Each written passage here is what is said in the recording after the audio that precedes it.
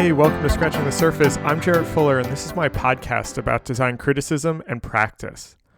On this week's episode, I have an incredibly fascinating and incredibly wide-ranging conversation with the graphic designer, writer, musician, general, polymath, Peter Mendelsund. Peter is probably best known for being, until recently, the associate art director at Knopf, where he designed, in my opinion, some of the most interesting book covers of the last decade. But he's also published 2 books of his own, Cover, a collection of his book cover work, and What We See When We Read, which is this really interesting look at the relationship between visuals and text. And then next year, Peter will be publishing his first novel called Same Same, which we talk about quite a bit in this conversation. We also talk about his relationship to graphic design and his restlessness with being boxed into a particular mode of work. We talk about working across mediums and disciplines and his experience writing this novel and working in fiction. This truly was one of my favorite conversations. I couldn't stop talking about it to the people around me for days after and have been really excited to release it for all of you to hear. In a sort of roundabout way, we cover so much of what I usually talk about, but Peter's approach was just so inspiring and interesting to me. Early in the conversation, he mentions Jenny Ophil's notion of the art monster, and this term art monster really guides a lot of the conversation and made for what I think is a really honest and profound conversation. I'm really excited for you to hear it. Remember, if you're a fan of the podcast and want to help support it, you can become a member for $5 a month or $50 a year to receive an exclusive monthly newsletter with additional content and episode previews. Memberships really help keep the podcast going, and I just really appreciate all of your support. And for right now, I hope that you enjoy this really great conversation with Peter Mendelsund.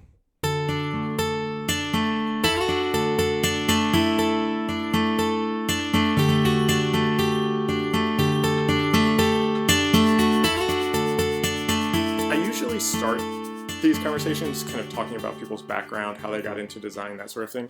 I feel like we don't need to do that. I feel like you've talked about that a lot. I feel like that story is really well known. We can point people to plenty of other interviews where you've talked about that. Okay. But I mean, the only thing that's really relevant there is that the process that I underwent becoming a designer, I feel like I'm now undergoing that process again, sort of. I don't want to say extracting myself from design, but it's the process and the feelings that associated with the process are remarkably similar, moving from design to writing prose, as the feelings that I felt when I was leaving music to start designing. It's wrenching and exciting in the exact same ways. Okay, so this is either perfect or going to completely throw off all the questions I had planned. But I was curious how writing kind of fit into to this story that, you've talked about this transition from music to design. And the reason I asked that is, and I don't mean to call back to something you've written years ago, but I remember very vividly when you announced What We See When We Read. And it was almost a parenthetical where you just said, I'd written books before, but never published any of them or something. And it sounded so offhanded, but it also was like, writing is a big part of you or your identity. You know what I mean? Yeah. I mean, anybody that I know who writes books has those buried skeletal books somewhere in their closet. Right.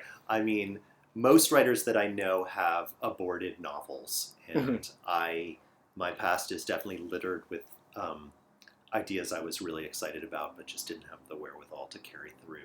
And in some ways, I feel like writing is, obviously, I'm interested in a variety of media. Right. And I'm interested in what those media can do for me. And I found that actually writing is both still easier on the one hand than performing classical music. On the other hand, much more satisfying and rich an arena to work in than graphic design. Yeah. So in a way, it's sort of a sweet spot between the two mediums that I have had experience with. I really like it. There is a lot to communicate. The bandwidth feels larger than the, say, even just psycho-emotional bandwidth of what you can communicate in a work of design. Right. You know, when you're writing, it's much more comparable to that emotional bandwidth that you have with music, right? So were you writing, like, you know, as you were becoming a designer, as you were playing music, did you always write? Did you always have, you know, ambitions or an interest in that? I don't know if I had ambitions to be a writer specifically. Okay. It's funny. Did you ever read Jenny Offel's book, Department of Speculation? No, but it's one of those that's been on my list for years. So the main character in that book has an expression that she uses to describe, I guess, what she is, sort of aspirationally, and that is an art monster. Okay. And as soon as I read that phrase, I thought, yeah, that is really what I always wanted to be, was an art monster. It didn't really matter sort of what the medium was, but I wanted to have my life be tied up in making things that didn't exist before. Right. And I sort of thought about it as, you know, initially it was making music. Obviously that's problematic. It's funny, I was actually just watching the Winter Olympics and seeing all the Olympic skaters. It's always sort of the field that feels the most comparable to me to being a classical musician, in the sense that the stakes are ridiculously high. It's mostly about kind of technical perfection. You have to start when you're very, very young. You can only do it so long, and then after that you kind of are forced to reinvent yourself. Right. Oh, that's interesting. Yeah. And, you know, what you see is a ton of burnout. Right. Anyway, I guess this is a very long answer to your question, but I you know, what I'm finding is the older I get, the more I realize that being an art monster, you don't have to devote that monstrousness to a single medium. You could create a kind of constellation of interests and methodologies and forms, and they can all inform one another. And I'm sort of hoping that's, I'm sorry, I'm going on. No, this is what I love. This is what this is for. It's funny. I think we live in an era. It's oft remarked upon that we live in an era of extreme specialization. It's often really verboten to try your hand at a variety of things because it's considered dabbling. Mm-hmm. And so there's this stigma that's attached to it that I find that I come up against all the time.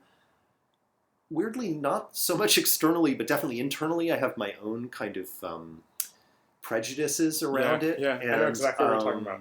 You know, my imposter syndrome that I have anyway is definitely amplified by that thinking that, you know, who do you think you are doing this? Right. You know? Right. And I think it's especially hard once you've your name has sort of become attached to one particular thing, i.e. making book jackets.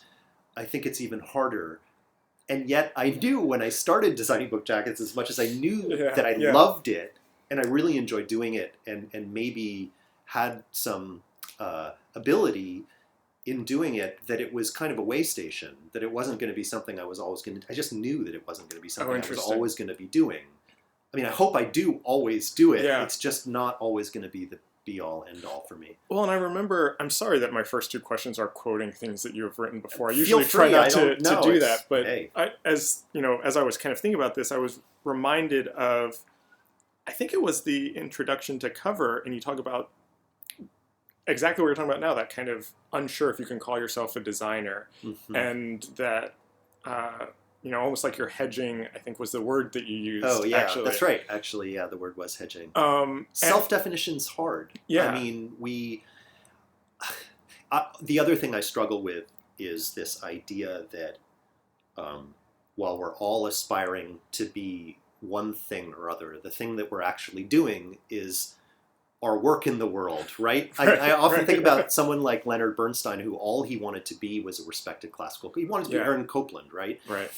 In the meantime, he wrote like The Greatest American Musical, was one of our greatest conductors of all time. And, I often think about, I mean, this is so confessional to be saying, but my worry is that, maybe I'm a graphic designer. I still don't know if I'm a graphic designer. Yeah. But my interests are not, that label doesn't circumscribe my interests. There's way more to do in the world. Okay. So that's why I brought that up, though, is because you end that introduction basically saying that the task of the designer was bigger than maybe what you initially thought it was. And that's something that really resonated with me when I got the book and when it came out, because I, at the time, and as we were kind of talking about before we recorded, still kind of feel like maybe, I gotten into this career that graphic design was this thing that it's the only thing I ever wanted to do. And then I was like, wait, is this really all it is? This isn't, this is not what I see kind of the rest of my career doing. You're not alone in feeling that way. and this kind of realization that graphic design, in quotes, can actually be a lot of different types of things. And that can expand. I'm curious kind of what you think about that, or even kind of how that term or that title has evolved for you. Honestly, I'm still not entirely sure what design even means. I mean, obviously, I've read what many people have had to say about that question, and other than the sort of commercial aspects of the thing, as opposed to the pure aspects of fine arts or making music or writing a book or whatever, I don't know what it really means to be a designer. I mean, interestingly, since I started actually designing, making book jackets and various other things, I look at other art forms with a different kind of eye, like an eye more to sort of architecture and I see patterns a lot more than I used to, whether it's playing a piece of music or reading someone else's novel. I'm just much more keyed into sort of those kind of architectonics than I used to be. And I think design has definitely allowed me on some level to feel a little bit freer about making things, in the sense that I know that when I sit down with an InDesign file, I can throw some colors and type together, and it can be okay, and it can work, and it doesn't have to be necessarily a work of genius for people to like it. And and that it's sort of about navigating that rectangle on my screen. It sounds very simple to say it, and it actually is kind of simple. And in a way, what I'm trying to do now is translate those feelings onto these other art forms that are so much more laden in terms of the sort of importance that we put on them culturally. And I'm trying to maintain that feeling of just sort of like working in the rectangle, that sort of ease and play of... And it really, actually, I think that design has really helped me in that regard. It's definitely freed me up to just not be so self-serious. Oh, interesting. So does that... I have a question. I don't know exactly kind of how... I want to connect this back to writing a little bit, because you had said early on, and I wanted to come back to it, that writing gives you a certain gratification or something that that kind of design doesn't. Do you think being a designer now has changed how you think about writing also, and the actual kind of act of writing? Definitely. What's funny is writing the novel was an interesting experience, because I started writing writing a novel is a process, right? You tend to not write a novel using the same methodology at the beginning that you use at the end, because it just takes so fucking long to do. Oh, sorry about the... Oh no, this is a this is not on the radio. But and especially I think for me, I'm learning how to write in some ways in public on all of my projects. I've been sort of just I've been learning how to do this thing and putting things out there. And one of the things I learned, what I'm trying to say is, when I started working on the novel, I started very, very micro. I started in a way that was trying to squeeze as much expression out of a sentence as I every single sentence as I could, to go straight for profundity, straight for poetry, for rhythm, for, everything had to be just sort of luminous, perfect, and deep diving. Yeah. And the more I've been working on this thing, the more I've started to think about the sort of the smallest unit of the novel as the chapter rather than the word or the sentence. Oh, interesting. The more it's starting to feel like design. Like, I'm like, well, this would be a great spot for me to do X, Y, or Z. And so I throw X, Y, or Z in there. And all of a sudden, now that the component pieces are bigger and I'm freer and I'm not so worried about the sentence level, it really does feel like design now. Oh, that's interesting. Yeah. So this connects back to something I was thinking about as I was on my way here, actually, is that I remember reading the blog that you ran at the time, Jacket Mechanical. Oh, years ago, yep. And that, as you were kind of learning design in a way, I think you could say that you were kind of writing about it and publishing online about it. Right. But it was very much about the work. It was about the work you were doing. It's about kind of what you were thinking about design. And even what we see when we read, I think, is essentially a design book. It's obviously about a lot bigger ideas, but I think it's kind of rooted in design. Yeah. And so I'm kind of curious about the novel, and that seems very different than the writing that you've done in public so far, from what you're kind of talking about, and just the fact that it's a novel and not. It's super duper, isn't it? Actually. Okay. I mean, okay. So speaking to the blog. Yeah. I tell people all the time who are interested in writing, it's such a fantastic way to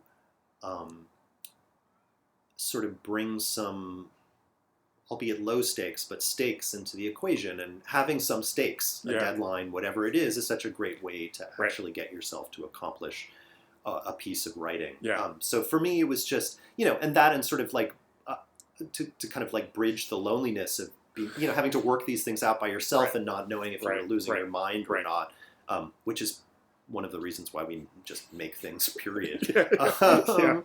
And it, what's nice about it is you find that you have an audience and it gives you confidence. And anyway, to the thrust of your question, which is really about,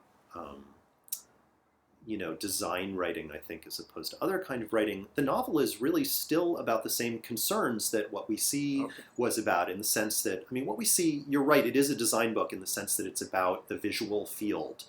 But really, it's a book about what it means to, this sounds so grandiose and I don't mean it that way, but what I mean is it's a book that's about being alive and sort of how we apprehend the world in front of us. Is the world given to us in the way that we are told that the world is given to us, in the sort of habitual way that we've come to understand that the world is given to us, right?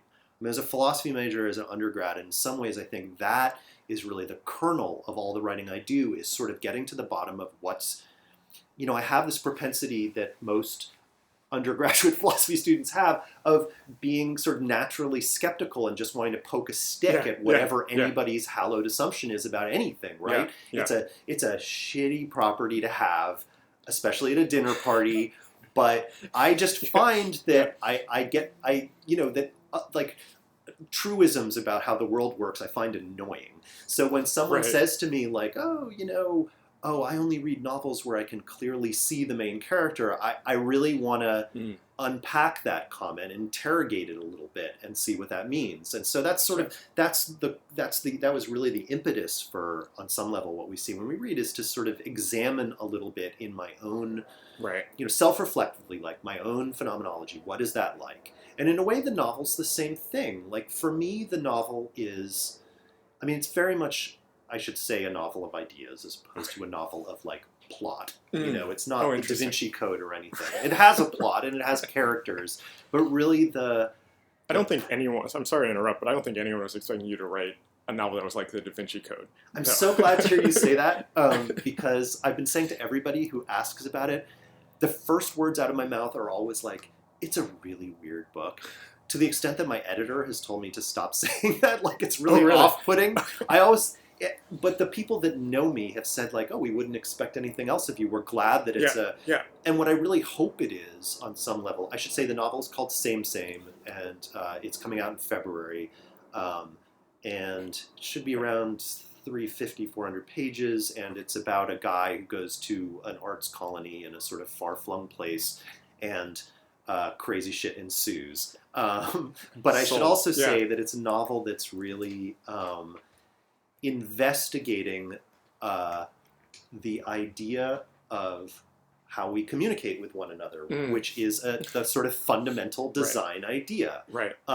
Specifically, I am really interested in the way in which things replace other things. I mean, I talked in What We See when we read about the idea of metonymy and synecdoche and the way in which metaphor functions. And, we live in an age now where most of our time on the planet is spent interacting with people through avatars and emblems and symbols of various kinds. Right. And this has become not just an abstract exercise. It's become the way the media has shaped the way we think about the world. It's become a really pressing question. Yeah. And it has, the form, the platform has presented all kinds of dangers to the way we live and the way we think and the way we digest not just the news, but the world around us in general. So I'm very interested in this idea of, these sort of fundamental semiotic questions. Yeah. So really, this is what the novel is about. It's about, so on the face of it, it's about this art colony, but it's really about this guy in this strange world where you can't really tell if it's the present or the future. It's kind of like a desert world, sort of like a Doha, Abu Dhabi style place, although it could be a post-apocalyptic land. This arts colony that he goes to is under a dome. And so there's a weird kind of almost Logan's Run flavor to the whole thing. It's a very, very strange book, but he encounters in this strange new world, this strange city where there are, like Doha or Abu Dhabi, where there are all of these simulacrum kind of environments, right? They're indoor ski slopes and fake Venices and Eiffel Towers in the middle of scorched plains. And there are all of these sort of, doppelgangers, right? Yeah. And he discovers a place called the Same Store. And now there are same stores. This is a thing in the Arabic world, and in Asia as well, where there are these shops where you bring them things and they'll duplicate them. Oh, okay. I didn't know. Yeah, and there happens to be a place called the Same Shop, which is in Doha and Qatar. Oh, okay. That a friend of mine has visited. He gets his shirts made there, and you just bring them an item and they'll make you a new one. Oh, wow. I've never heard of this. Actually. Yes, right. Actually, I have the business card from the Same Shop. Anyway, so this character of mine encounters this place, and for a variety of reasons has to get something, a duplicate of something made, and it just the book is sort of a story of kind of escalating sames, which ends up being. It's not the kind of book where a spoiler will really matter. Like I said, it's really a book of ideas, but it's a doppelganger story on some level. And the book, I think, is really trying to contend with how many us's are there in the world, and how are these various we's and I's actually doing a decent job of presenting the, if you can say such a thing, real or erratic we's, us's, and I's into the world, and what that sort of, the diminution of our personality and the sort of interesting richness of our being, how when that's consolidated into a logo or an emblem or an avatar or an emoji or our voice on a thread online, the damage that gets done when we're shrunk down to these sort of alternate selves. Yeah. So, I mean, that's a lot to throw at you. I have like 30 questions now, and so I'm afraid that I'm just going to kill the momentum that we have going here. But you said like 20 different things that are all types of things that I'm thinking about a lot right now, strangely, and also things that come up on this podcast a lot. Great. And so I'm going to try to just break this down really simply, and hopefully this doesn't just kind of ruin what we have going. But I'm a rambler, so feel free to just smack me down. Okay. All right. So I can just interrupt when I need to. You're talking about kind of how media is shaping things and how shaping ideas of reality and unreality and things is something that I've started to think about, because this, especially in regards to this podcast, which came out of this idea of how do we talk about design is really what the question was, and what does design criticism mean, and Mm-hmm. are there other ways to talk about design or to quote unquote critique design Mm-hmm. in a deeper way aside from just looking at it aesthetically, Mm-hmm. is really what I was kind of interested in, Yeah. and that's kind of why one of the big reasons why I went to grad school. And as I've gone down that rabbit hole of kind of asking those questions, I've found that media theory and media criticism is actually a really good analogy, and a lot of the things people are writing about in regards to media, Mm-hmm. you can take and put into design, and it still works. Sure. So this is something that Excellent. there are a lot of parallels here that I see. That I think we could talk about. But then the other side of that is not just like what are the subjects that we talk about when we talk about design or design criticism, but are there other forms that we can use to critique designed artifacts, design culture, etc. Mm-hmm. Besides just the essay or like the history book or something like that. Yeah. And I think fiction is actually a really interesting way to do that. Well, this is actually probably totally premature of me to say, but if you looked at Jacket Mechanical, my old blog at all, you might have seen that there were a few essays when I was working on various titles that I cared about.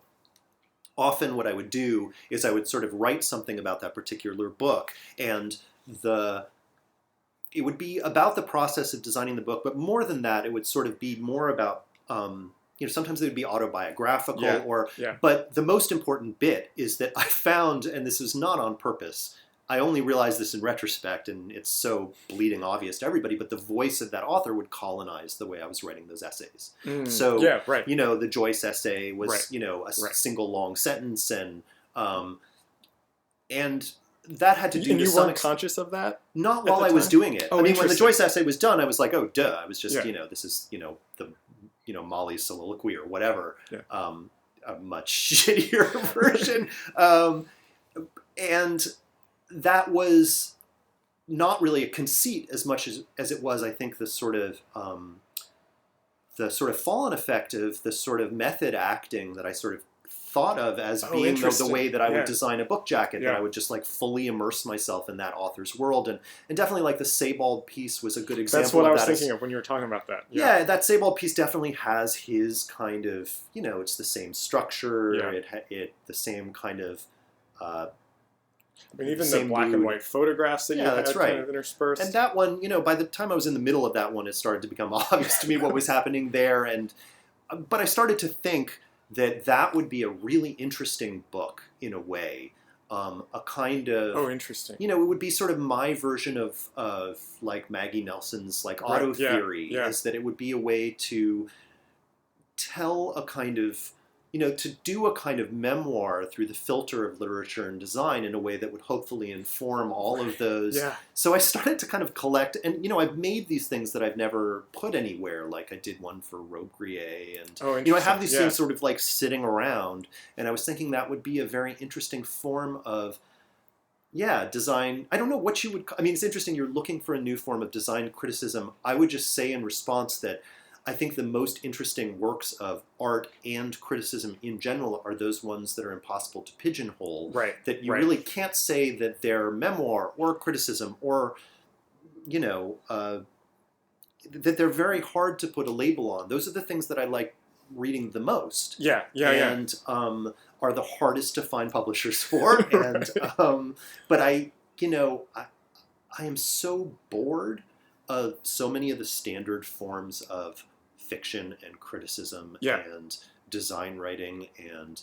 we've gotten to a point where it's just you really know what you're going to get when you crack the spine of most books nowadays. Right. And so I always I remember when I worked at Knopf, whenever there was a book that when it was launched, people just sort of people around the table they looked kind of like wall-eyed because they just didn't know what to do with any particular book because there was no easy comp title. It wasn't Da Vinci Code, or it wasn't 50 Shades, or it wasn't this or that. Were always the books that I was like, wow, I really want to work on that. Yeah. So I don't know. I mean, I think there are so many ways to write about design that are interesting. Yeah. And why not fiction? Yeah. I mean, as you were saying that, I was thinking one of my favorite books of the last year or so was Teju Cole's Blind Spot. Oh, With the kind of poetry memoir. Yeah, he's awesome. I mean, he's my favorite writer. Yeah, why the hell not? But that book especially seemed like a really interesting way that he brought all of these things that he thinks about and these different, I like the phrase you used of method acting, writing in different modes, pairing it with his photography, and it's kind of part fiction, part poetry, part photo critique. Yeah. And I've often thought, how would that look as a piece of design, like a design criticism? Yeah, well, I think there's any number of ways to do it. I mean, the only sort of caveat I'll give is that I get a little bit nervous around the sort of like the total artwork idea, the sort of Gesamtkunstwerk thing, where it's like, I always think that something like that, it tends to be less than the sum of its parts. Like if the channels are competing, which they often are, I find that difficult. But I think, and I think Sebald, who just came up, is a very interesting example of someone who was extremely formally daring and managed to actually pave the way for people like Teju Cole. Yeah, and actually, his novel is very much a Sebald novel in a lot of ways. Open City, I think. Yes, absolutely. It is no doubt. And you could say that some of Sebald's works are themselves works of literary criticism as much as they are memoir, as much as they are fiction. Yeah.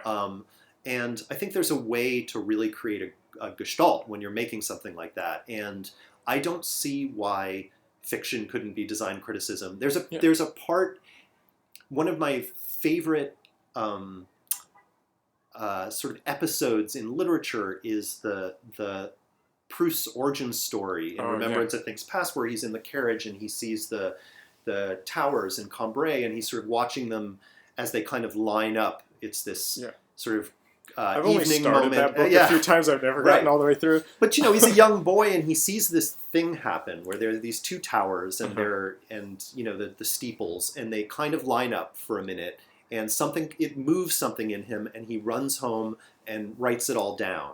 And it's sort of like it's like ground zero for Proust as a writer. And when I was writing my book, there's a lot of architecture in the book, weirdly, because I'm thinking about I'm so naive about writing fiction. I'm just like, how do people navigate spaces? Right, yeah. So you have to think about these things, and all of a sudden it's like, well, they're buildings, right? And what do those buildings look like? And so there's a scene where I have a character in a car, and I'm like, well, he has to be looking at something, and so there's a tower, and the tower moves, and I'm like, is there nothing else? And I'm like, well, there has to be something behind the tower. So there are these two buildings. All of a sudden I'm like, oh shit, this is the same thing that's happening in Remembrance of Things Past. And I'm like, well, I'm kind of writing about architecture now. Yeah. And I mean, this is exactly what my next question was going to be, was how you start thinking about these things in your own work or in your own writing, especially. And the fact that this new book is a novel, but it's still dealing with all the same things that all of your work really is kind of thinking about.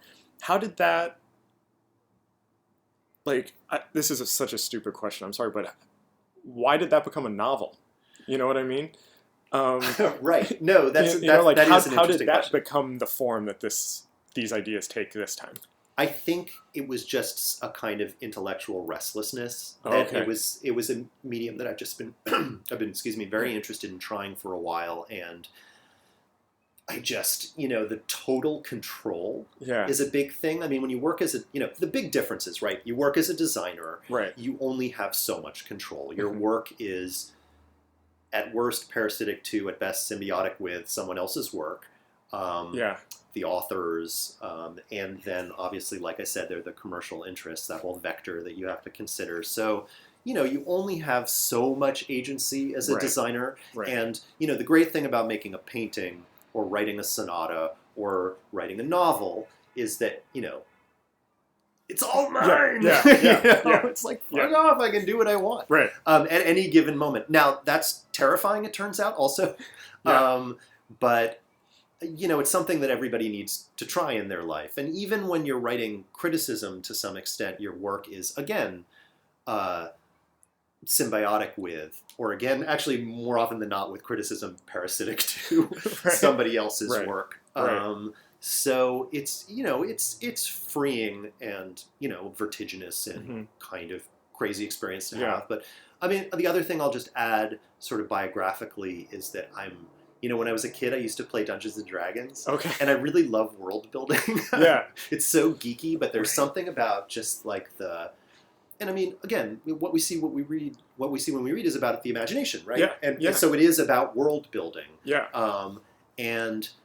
And I think, specifically when you talk about book design, it's about a kind of world building that's constrained by someone else's. That was just what I was going to ask you. Yeah. And in a way that is a little like Dungeons and Dragons, where someone tells you you've entered a cave, and then all of a sudden you have to fill out you're fleshing out all the details yourself, that it is imaginative work that's prompted in some ways by someone else. So for me, the novel in a way is just, well, what if I just provided all the prompts and answers myself? Right. And then the lesson for me was, then I found that I overwrote everything because I was trying to fill in those gaps too much. And really, I have many good friends who are writers, and some of the best advice I had from people was just, where they would red pencil all this stuff and say you have to give your reader more credit to figure this stuff out themselves. Right. And, with a designer, you can't do that. You can't fill everything out for people. Yeah. That's just not the way it works. But with writing, the temptation is to really, give the reader as much information as possible. Right. And that, it was just like this you just thought you had to do that. I just didn't know what I was doing. Worked. Yeah. Listen, it's learning on the job. Yeah. I mean, and... When did you realize that this was going to be a novel? Did you sit down saying like, I'm starting a novel, or were you kind of writing? It was a real kind of like epiphanic kind of thing. I was literally out to dinner with this friend of mine who had just come back from Doha, and I'd asked him about this shirt he was wearing, which is really nice. Right. And he said, well, I got it from this place, the same shop, but they didn't really, they made it, but the original came from somewhere else. And I was like, what the hell are you talking about? And he's like, well, you go to these places. The amazing thing, there was a single detail that he told me that really spurred the whole thing, which is like, you just go to the counter, you put the thing down, and you say same. And I was like, in English, same? And he's like, yeah, same. And then I was like, what else do they do? And he's like, well, let's see. And then he started to describe the other things he'd have made, and I was like, this is everything. I really need to know everything about this. And that night I went home, and as it happened, I had just read John McPhee's, one of his pieces in the New Yorker on writing, the one in which he talked about his method of the sort of index carding of his nonfiction pieces. Yeah. And so, one of my kids I just assigned that to my students, actually. Listen, he's incredible. Yeah. And it just, my kid was working on a science project, and we had these stacks of index cards. So I was like, shoot. And I just saw the whole thing. And so I just started writing down on the index cards this story of this. Of course, the book changed a lot since that moment where I sort of plotted it out. But it was really just like a moment. Yeah. And I just, it spoke to everything that's interesting to me. The idea of the reduced form of something in the world is the key to everything in life, I feel like. Was that different? Was that kind of process, that light bulb moment, different than your other book, or, even design projects? It was different from the other book in the sense that the other book, listen, I had the idea for the other book in a similar way. It was just like, this is something I really want to write about. It started and then I sold it as a proposal, and then had an extremely short amount of time to actually put it together. There was no time to second guess anything, to rewrite anything. It was just 6 months of craziness while I was working at Knopf, while I was making cover, while I was doing my freelance work, while I was raising my children. It was insane. So this was different in the sense that I gave myself some time to work on it. So it was different in that regard. It was also different in the fact that there was no material to refer to. Oh, right. And that was scary in some ways. It felt like working without a net. On the other hand, it felt very freeing, because the worst anybody could say to you about the book is, I don't like what you do. They can't really say to you, you got it wrong. Oh, interesting. Yeah. You know what I mean? Yeah. With nonfiction, there's always this worry that people will come at you for having misunderstood the problem, or I think it's with. That's so interesting. It's more like if someone doesn't like the book, it's like they would say to me like, I don't like the way you look. Yeah. And it's like, okay, you shrug Yeah. your shoulders and say that's just who I am. Yeah. I do. I live with myself every day. And so there were a completely other set of sort of like desires and fears affiliated with it. Yeah. But also it's just a bigger process. I mean, this book, like I'm cutting it down from hundreds of thousands of words. It was a lot of words. Yeah. And what we see when we read wasn't, and cover wasn't. Right. And those words had an armature that was visual, and this is a purely abstract thing. Yeah. As it happens, and I won't tell you what the armature turned out to be, but the book turned out to actually formulate itself after something else in a way that was very, very satisfying in terms of the idea of duplication and simulacrums and simulation. By the time I was halfway through the novel, I realized that it was sort of following a very familiar arc. Mm-hmm. And then I very consciously built this book after another book. Interesting. So I'm hoping that will emerge to close readers, that they'll see that this book is actually a formulation of another book. Right. Yeah. So I don't mean to be, this is going to be such a reductive question, but what was that you write these things, you have this idea, you write these things on note cards. It's this new medium that you've never really worked in before. Mm-hmm. You're still working. Right. Is this like you come home from work and you type a little bit? Like how do you go from note cards to... Most of what we see when we read was written on the subway. Oh, wow. Okay. In a notebook. Yeah. Just because... handwritten. Because I just didn't have time. And then I would get home and I would try to transcribe it onto my laptop. And like I said, it's not, it's more of an essay than a book-length thing. So that's not really such a big deal. But it turned out to be true for the novel as well. Like I still have to make a living. Yeah. It's most of my life is spent worried about money. Like I have 2 kids in private school, one of whom is going to college next year. And, we have the loan on this apartment, and it's not cheap to live this way. To have a family in Manhattan is, it's crazy. It's totally crazy. So most of my hours are spent thinking about how I'm going to bring money in. Right. And I have to do that work as well. Yeah. And man, you ask these questions where you would think you would have a very simple answer, and I go off on these tangents. So I apologize. No, I'm loving this. Okay. All I will say in response is that one of the reasons why this book is set at a arts colony, at a place where nobody has to do anything but be creative, was a kind of playing out of a fantasy for me. What would it be like to actually have the time? As it turns out, I have now built the time for myself through a series of freelance projects. But the method for the novel was really get home from Knopf, because I started it while I was still working there, and I would just make sure that I got a certain amount of words in every night. And after a while, I started to feel a little alone with that, so I got a bunch of friends of mine, incidentally, who were also at Knopf at the time, editorial assistants, other designers, to sort of convene once a month and sort of check in with our progress with one another. It's not a writing group.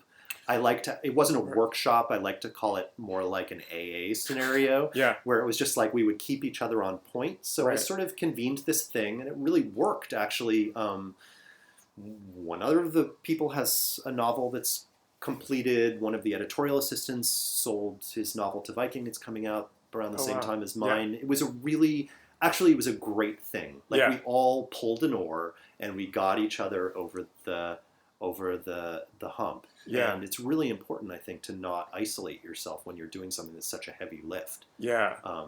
Actually, I find that with reading, too. Like, I have a critical reading group that I have here, critical theory reading group. And, over the last fall and winter, we worked our way through some extremely dense and difficult texts that I just wouldn't have read unless I had other people sort of, and I'm a big... I don't really love collaborating on things, but I feel like there's certain kinds of projects where you just, the more the merrier. It just really helps to not feel alone with something, have other people's expertise. I'm a big believer in the editorial process for Right. that reason. So anyway, I guess the answer is that after a while, I just, I had this system where I would just get a certain amount of words in every day by hook or by crook. They were just word vomit. And, I knew that the writing of the book was going to be in the editing of the book. And that's always true. And you just can't believe how much something changes from your initial conception. The hardest part is just like making that huge chunk of rock, as everybody says, that you're going to chisel down. And the key to making it is just frickin' discipline. It's just doing it, Right. And that's it. Well, I mean, it's the key to it. It's the same thing as like learning a piece of music. You just, when I was a little kid, it's like you're just told you have to play a certain amount of hours, and it's the only way to learn something, and it's true. Yeah, I mean, now I just feel like I'm sucking up to you, quoting you back all the time. But one of my other favorite pieces in covers, when you talk about how the difference between design and music is that music, there's a performance, but design is this thing that's just endlessly kind of practicing. And I think writing is actually kind of similar to that, or could be similar to that. Yes, that's true, until the moment that the publisher takes it away from you. Right. Which is totally terrifying. But even then, what's interesting is the process doesn't end. Then the process is the descriptive process of the process itself. And as a designer, as someone who's affiliated with writing for so many years and have gone to so many book launches, I've heard so many people have to describe the writing process that you realize that there's this weird kind of after image of any work like that, in which the novelist has to construct what then actually becomes a kind of semi-fictional, as all autobiography is, a fictional account of what it's like to actually make the thing. And it's a kind of mythology then grows around the making of anything, and like the fiction never ends on some level.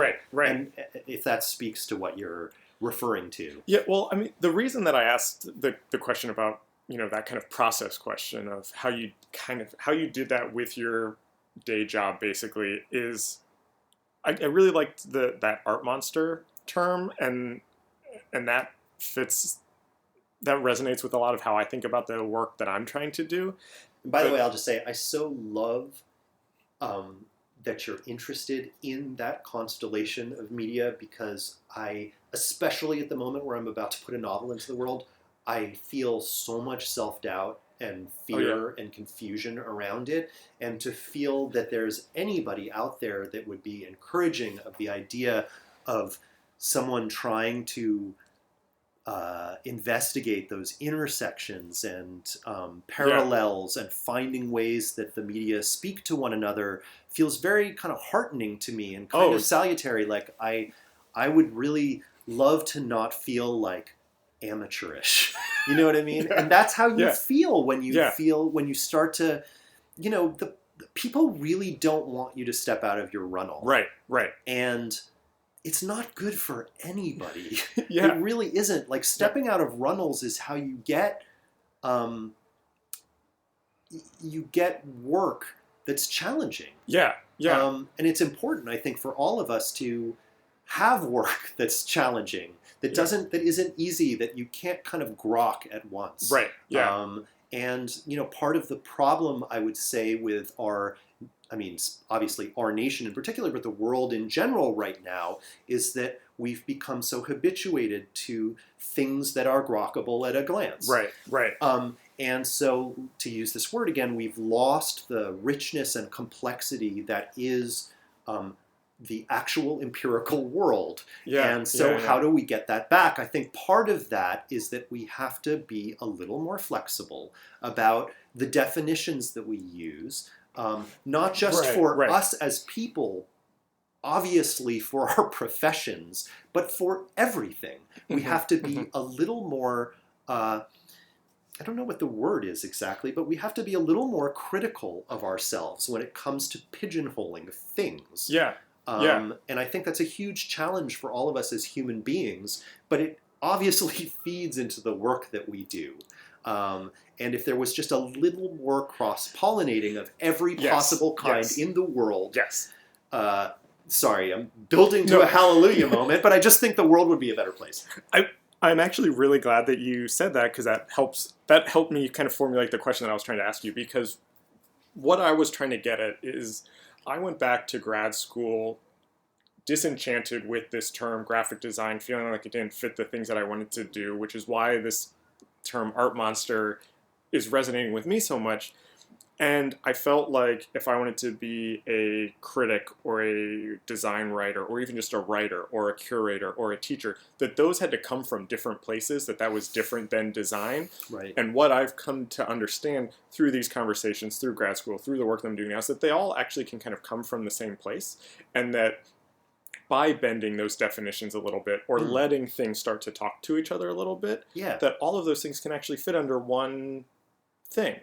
And so I'm kind of curious. Absolutely. I'm curious kind of how you think, like, was it literally you would go to work and you were a designer and then you came home and you were, like, how did those things start to talk to each other for you?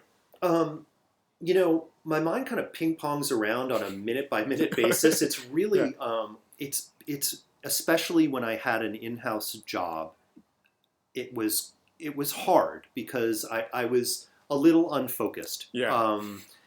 What's happened to me since I left Knopf, you know, there have been some moments, especially recently, where, you know, I would wake up in the morning and I would write for an hour or two, and I'd go over to the piano and I'd work on something, and then I'd sit down at the computer and I'd bang out a jacket, and then I would sort of cycle through those things again. And it felt so frickin' right to do them serially like that. Yeah. Because each time I would leave a medium, my mind would be totally fresh for the next one.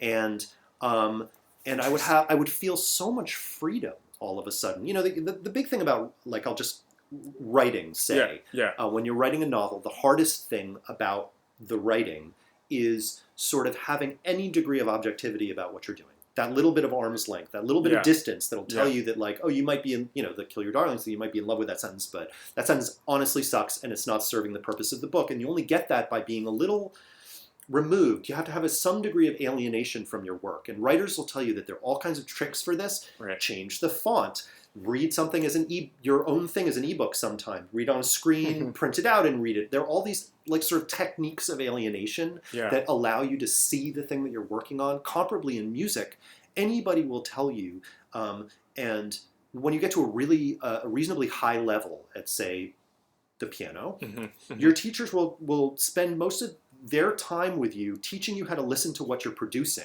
as you're producing it. Which is the hardest thing to do. You're not listening to yourself when you're playing. You're idealizing the work that you're doing. So your head fills in those notes that you've missed. And anybody will tell you this. The hardest thing about being a performer is actually hearing what you're doing in any reasonably kind of objective way.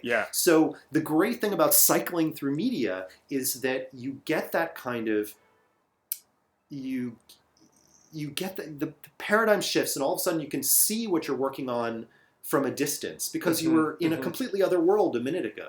And it's been so helpful for me in all of those forms to be able to cycle through them in that way. And it's really enabled me to not have to be thinking about them all at once.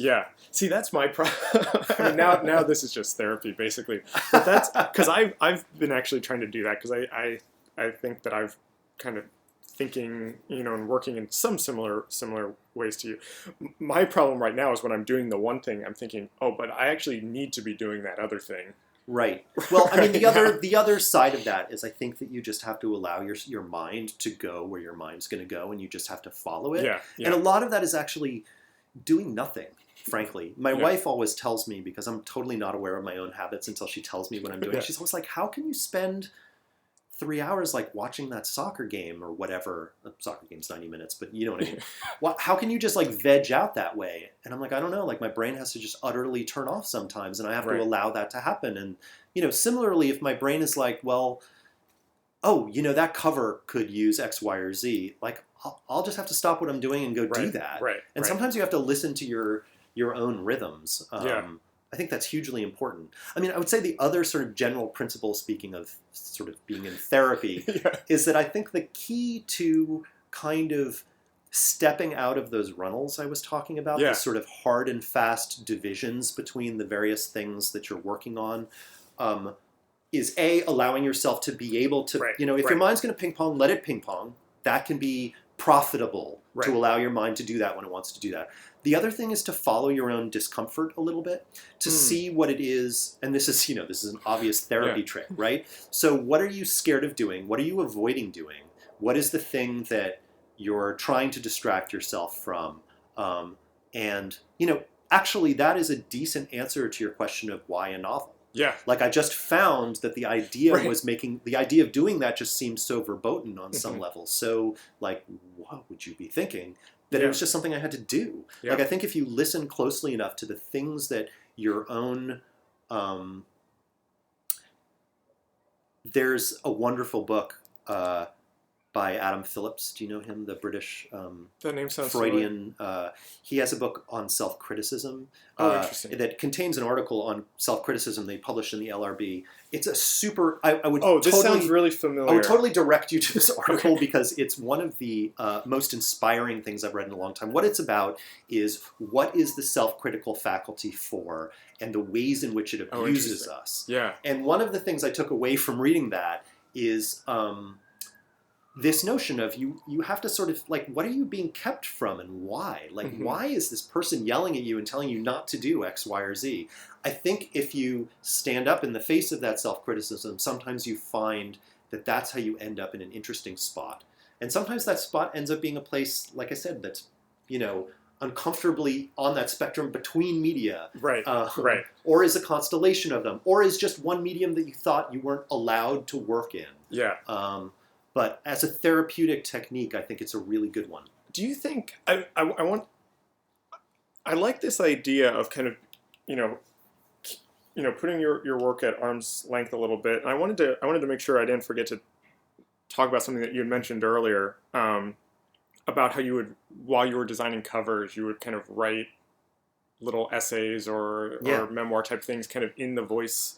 Do you think that was a way of doing that, or what did that writing, like, how'd that fit into this process, or why, I mean, I don't mean to say, like, why'd you do that, but it's a question I've actually never asked myself, so I'm glad you asked it, and I'm going to try to be honest in answering it. I mean, part of it I think is, I said earlier, there's a kind of loneliness to making things in general, and I think, just the wanting to share it in some way that wasn't just it going out into the world as a book jacket. Somehow me putting a little more of my own gloss on it was a way of just sort of interacting with the world around the work. But I think probably the deeper and more honest answer is that the design itself didn't feel sufficient somehow. As work. That there's always been this part of me, and again, maybe it's that, like, Leonard Bernstein thing of wanting to be something that you're not all the time, but there was part of me that just felt like, okay, I've done this jacket and it feels good, but it also feels a little hollow, and I'm like, what like, is there more there? Like, what am I even doing here? I mean, I'm just like, I'm the kind of person who's just neurotic in that way. Also, I'm just like, always think, like, shit, like, is there any more? Like, what am I missing? So I think there's probably part of it that's just, okay, I made this thing, and tomorrow I'm going to make another. The older you get as a designer, too, the more you run up against this. I mean, the whole, like, what does it mean to be an older designer thing is fascinating. And, I'm turning 50 this year, which is nuts. But in design, like, I've only been working in design for 15 of those 50 years, so it still feels kind of fresh to me. On the other hand, I'm starting to experience that thing. Like, I know that if someone were to give me a job today, that I could probably bang out a reasonably good-looking, somewhat smart jacket, and it starts to feel a little like, but why? There's this feeling of, do you keep doing this thing? Like, how do you grow? Like, what is, and I think design in particular, because of the aforementioned commercial aspects and the aspects of it being kind of subsidiary to another art form, like, I think design is the kind of thing where you're bound to feel, if you're a curious and self-recriminating person, you're bound to feel at some point that this is not enough. I mean, I see, my friend Oliver Monday, who's a designer who I work with very closely, I'm watching him go through it now, and it's both exciting to see that he's got that intellectual curiosity. Like, it gives me an immense pleasure to see him want more. On the other hand, I feel for him because I know that it sucks to be given some sort of skill at doing something and then know that eventually you're going to leave it. Like, it's not going to. Right. I've been through that already with music. It's never fun. Right. So it's a real mixed bag. Yeah. I can't remember what we were talking about. No, I mean, this leads in. I just have a couple more kind of quick. Sure. I mean, yeah. We'll see if they're quick Sorry, questions. This has just been to so kind of digressive. I just No, this has been great. Please don't apologize. But it leads into one of the questions that I wanted to kind of use to kind of wrap things up is, now that you've spent time writing and maybe you can call yourself a writer, has that process and working in that medium, I asked you earlier how design has kind of changed how you thought about writing. Has there been an inverse where now writing, whether just writing or writing fiction, even either way, has that changed how you think about being a designer? It's definitely changed the way I feel about being a book cover designer, in the sense that I now way more viscerally understand what the client feels like. Mm-hmm. It's just, the process is fraught to begin with, and I think as designers, not just designers, publishing in general is a field in which, whether we're encouraged by our higher-ups to feel this way or not, or whether it's just natural to the environment, you begin to feel like you're just pushing widgets, essentially. And there's an almost kind of contempt for the author starts to arise in the business, and it's kind of shitty. Now I'm outside of it, and I'm kind of looking in from the outside and fogging up the glass, and I'm feeling like, oh, wow, like, we should just be way kinder to the talent because their lives super suck. Yeah. And, I think book cover designers, I've been very flip in the past about describing, I always say about the backlist, the authors are dead, so they can't disprove of what I do. And that's funny and true.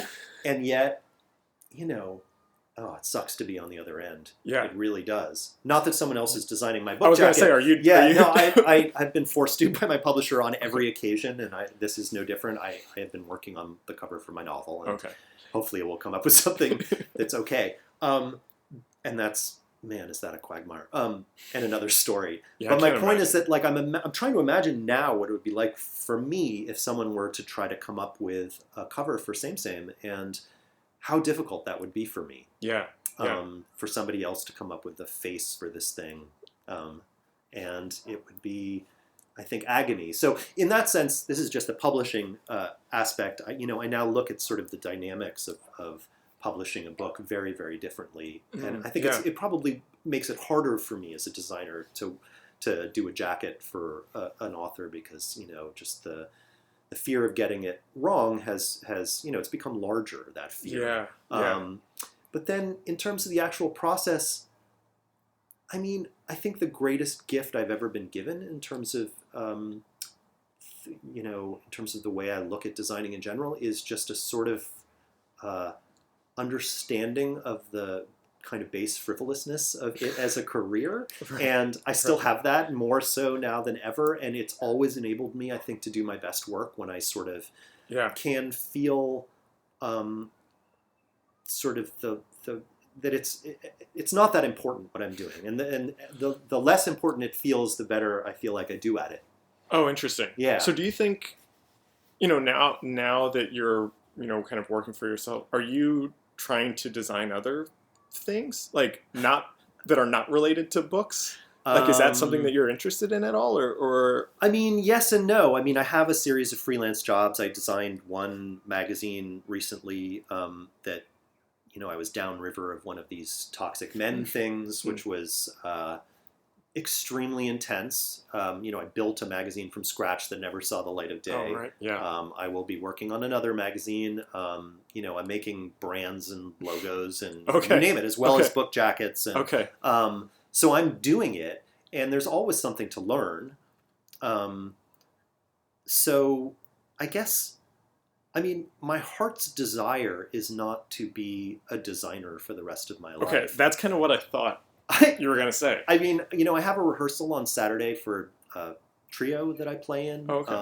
And, if life were anything like fiction, then it would all come full circle somehow, and I would really love for that to happen. I mean, so we're playing the Ravel A minor and the Beethoven Archduke, and man, playing music is just, there is, if you've got to rank the media, it's the one that definitely feels the most viscerally satisfying. So I don't know, who the hell knows? I mean, I don't really know what's coming up next, but I hope it wouldn't just be more of the same. Right.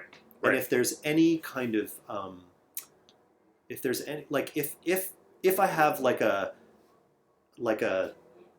heraldic sort of standard, like the motto would say like something, don't do the same thing in Latin. I love that. I just, because I don't want to be bored, I guess I'm sort of constitutionally, I know exactly what you mean. Sort of loathe the idea of just like sitting around. Right. So, I know exactly what you mean. We'll see. I mean, the novel will come out, and I'm assuming that probably 90% of the people who read it won't like it, or it'll be confusing to them. Again, I'll say the thing my editor told me not to say, which is a very weird book. But I hope that it finds those readers who are the kind of weirdos and oddbods and kind of spelunkers who want to like get in and are happy to be made uncomfortable by something and to not kind of understand what it is at first. And that would be a great joy to me. And I don't know, like, maybe there's more fiction to write. I as a kind of, this just came back into my head, but as sort of summary for basically everything we've been talking about, it occurred to me yesterday that a great title for a novel would be The Art Department. In all of its senses, because I think that, is it possible to write a novel predicated on a title alone? I don't know, but I think that might be the next thing I do. Okay, all right. And maybe it's multimedia. I love that. I have two more quick questions. These are questions that I ask everybody to kind of wrap up. This podcast kind of ostensibly, or at the very high level, is about design criticism. And I'm curious if you have any thoughts on, what are the issues or topics around design today, 2018, that maybe deserve a kind of critical lens turned to them that maybe you're not seeing? Let's see. Looking over the design landscape, I would say there's sort of two issues. One's aesthetic, the other's pedagogic, I would say. And I can't speak to design in general because I occupy a pretty small kind of backwater of it, which is book cover design. But, looking over book jackets these days, there is just so much uniformity and homogeneity. It's really kind of disturbing.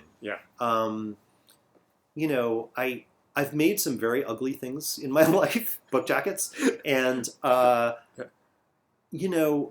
least they were ugly. Right. I mean, the thing that I find really depressing is I spend so much of my life in bookstores, and I'm just like looking over the landscape right now, and there is a lot of dull, pretty look-alike jackets, and it bums me out.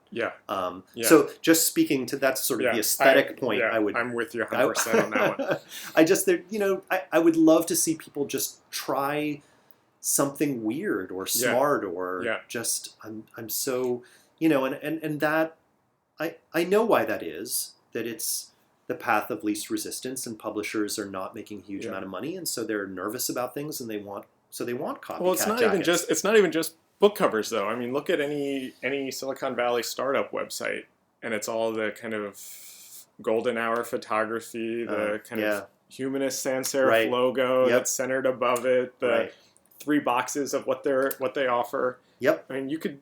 I think you can put that to kind of any design area right now and say the same thing. Same.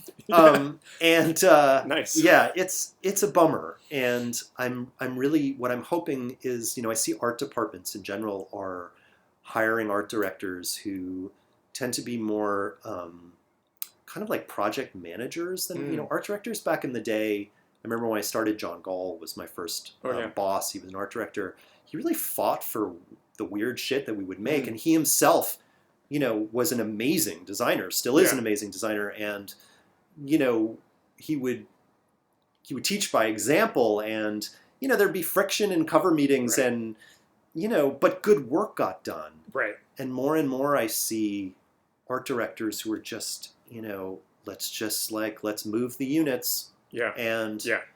that's depressing, I Right. think, especially when it comes to backlists, I think, where there's just so much opportunity to do so much interesting, expressive design. Yeah. But then the sort of the pedagogical component is that the state of design education is woeful in this country, by which I mean the emphasis on the education aspect of design, that there are so many illiterate designers being, I don't want to say produced, but sort of their money is being taken. Yeah. And then they're sort of like passed through the locks of this particular channel and out into the world without the proper faculties to actually make good work, a name for themselves, to do that most fundamental thing that design is supposed to do, which is communicate, both in written form and verbally, not to mention graphically.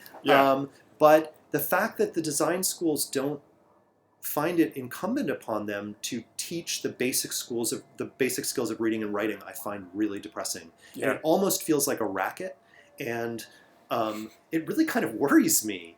I'm whenever I've gone to a design school and kids ask me about, how do you get to whatever position you want to get to as a designer, I want to say to them, you got to read a lot. You got to write a lot. You got to think a lot. You got to figure out who you are and then be able to express what that thing is. And the only way you're going to learn how to do that is by reading and writing and speaking. Like that sort of triumvirate of skills, I think they're not being taught. And when they're not taught, design education's a scam. Because you're not giving people the skills they need to succeed. So that worries me. I love that. Yeah, and I feel like I would just love to see more mandatory classes in design schools where kids are made to read hard stuff. They're made to just like work on that muscle. And then when they write something that's incoherent, someone tell them that's an incoherent sentence and have it be explained why. And then hopefully the end result of that is that they learn what clarity of expression is, and then that can have that wonderful cross-pollination effect that we were talking about, where their design becomes clearer, they become, you become more an advocate for yourself and your work, which actually you need to be a decently paid designer in this world, right? I mean, there's just not... We don't work in a field that's highly remunerated, especially if you're working in graphic design. So if you really want to make money at it, you have to have a name that somehow is built outside of the work that you do. And the only way you do that is by talking about yourself and your work. And the only way you do that well is by becoming literate. I mean, I love that. I agree with you 100%.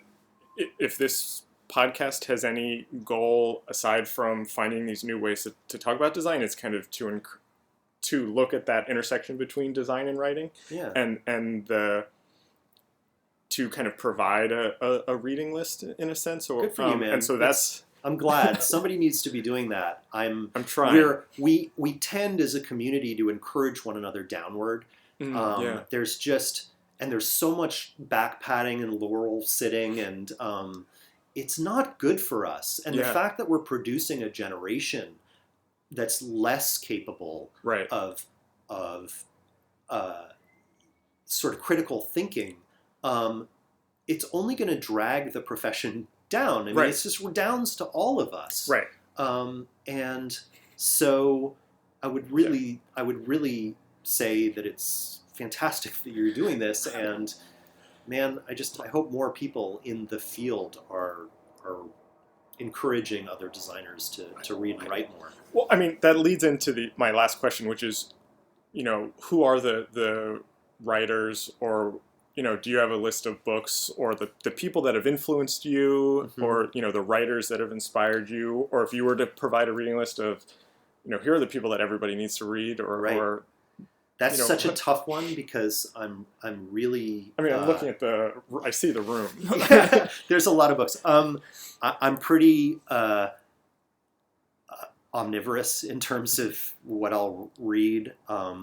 the stuff that's been really helpful to me in terms of learning how to write fiction, and by extension how to think about reading fiction, have been just wildly disparate kinds of writers. Like, I've been reading Flaubert and Beckett at the same time, which is like, I can't think of two more different, both stylists, obviously, but their interests were absolutely diametrically different. But any good writer is going to teach you something wonderful about not only the world, but ways in which to express what you found out about the world. Obviously Sebald has been a big influence on me, and a whole generation of writers, I would say, both in his philosophical commitments and his commitments to the visual arts, and his ability to write fiction that, as I was saying, is also criticism and is itself reading of other writers. It's very hard to read Sebald without thinking of, say, Kafka. And in a way, some books of his, you can say, are themselves works of criticism built on the works of Stendhal or Kafka or whoever it is. So I find that very interesting. He's one of those sui generis guys that, I think John Berger was the same way. I really enjoy his stories and his fiction. He won the frickin' Booker Prize for a novel. Like, he's not just the the BBC kind of like visual signifiers guy. And his writing was always, I really mourn his passing, because I felt like he was one of those guys who was really comfortable to straddle a fence. He felt okay doing that. And I mean, even his, I would say his most popular work, right? Which I'm sure you've Ways read. of Seeing. Ways of Seeing is itself actually, it's both an extremely creative work, but it's also a translation of the work of Walter Benjamin, and it's a work of criticism of other works of critical theory. He's just the most formally inventive writer and thinker that I know of, and he painted and drew, and I think he's as good a model as one could have. I love that. I mean, he's the best. This was such a great conversation. Oh, for me too. I'm sorry, I'm such a gas bag. No, I mean, I feel like I could talk to you for another hour or so. Like, this was hang around. Thank you so much for doing this. It was a pleasure. Thanks. I'm a big fan and think this was great. Well, thanks for talking to me. This episode was recorded on February 28th, 2018 in New York City. Our theme music is by Andy Borgasani. We're on Twitter and Instagram at Surface Podcast. You can find us on Apple Podcasts, Google Play, and SoundCloud, and at scratchingthesurface.fm. Thanks for listening.